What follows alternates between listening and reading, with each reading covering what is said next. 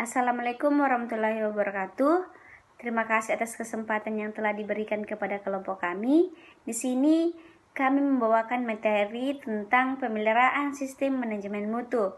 Tapi sebelum masuk ke dalam materi, di sini saya akan memperkenalkan nama-nama kelompok kami dari kelompok 7, yaitu yang pertama atas nama Angelina Patintingan, yaitu saya sendiri.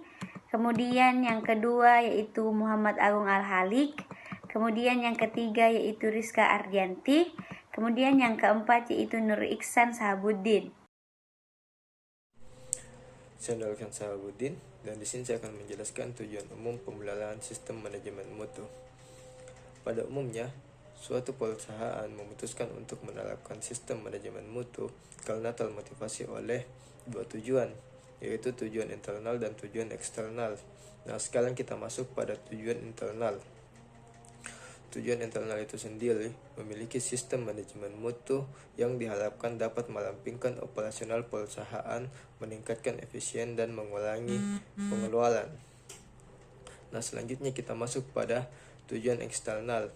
Tujuan eksternal itu sendiri memiliki tujuan untuk mempromosikan kepada pelanggan bahwa perusahaan telah memiliki kemampuan memberikan produk atau servis yang memenuhi persyaratan dari aspek delivery, pembiayaan, dan mutu hasil kerja. Nah, itulah tadi penjelasan dari tujuan. Nah, selanjutnya nanti akan dilanjutkan oleh teman saya. Saya Muhammad Agung Halik. Di sini saya akan menjelaskan apa itu pemeliharaan sistem mutu. Salah satu cara untuk memelihara atau maintaining adalah dengan cara yaitu melalui audit sistem. Manajemen mutu di mana dalam memenuhi kebutuhan pelanggannya kita kenal sebagai first party audit. Audit ini juga dikenal sebagai internal quality yang diselenggarakan pada internal perusahaan dengan tujuan untuk memastikan bahwa sistem manajemen mutu dilaksanakan secara konsisten dan terus-menerus. Pada poin B, second party audit.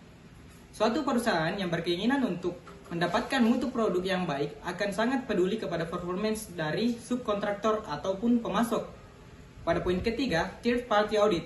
Audit yang dilaksanakan oleh certification body terhadap suatu perusahaan dalam rangka sertifikasi. Nah, misalnya sertifikat ISO 9001. Pada bagian audit mutu internal, kegiatan ini dilaksanakan untuk menilai apakah manajemen mutu telah dilaksanakan secara efektif dan konsisten sehingga hasil kerjanya memenuhi mutu yang ditetapkan. Nah, pada akhir kegiatan audit ini akan diperoleh laporan yang bersihkan observation, bukti nyata ataupun obvious evidence, dan elemen ataupun pasal yang berkenaan pada manajemen review. Nah, next slide nanti dilanjutkan oleh teman saya. Dalam pemeliharaan struktur manajemen mutu dilakukan pelatihan atau training untuk bisa memiliki pengetahuan dan keterampilan, maka diperlukan pendidikan dan pelatihan yang memadai sesuai dengan kapasitas yang dimiliki dan tuntutan yang dihadapi. Karena kadar kebutuhan akan pendidikan dan pelatihan bagi setiap orang tidaklah sama dan sangat spesifik. Ada dua tinjauan dalam manajemen review. Yang pertama yaitu prosedur manajemen review dan yang kedua yaitu action plan.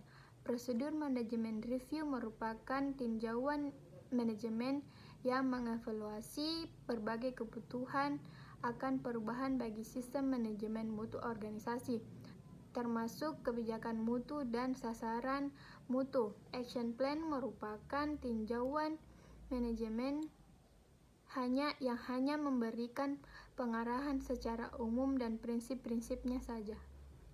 Nah, itulah tadi hasil presentasi dari kelompok kami. Sekian dan terima kasih. Wassalamualaikum warahmatullahi wabarakatuh.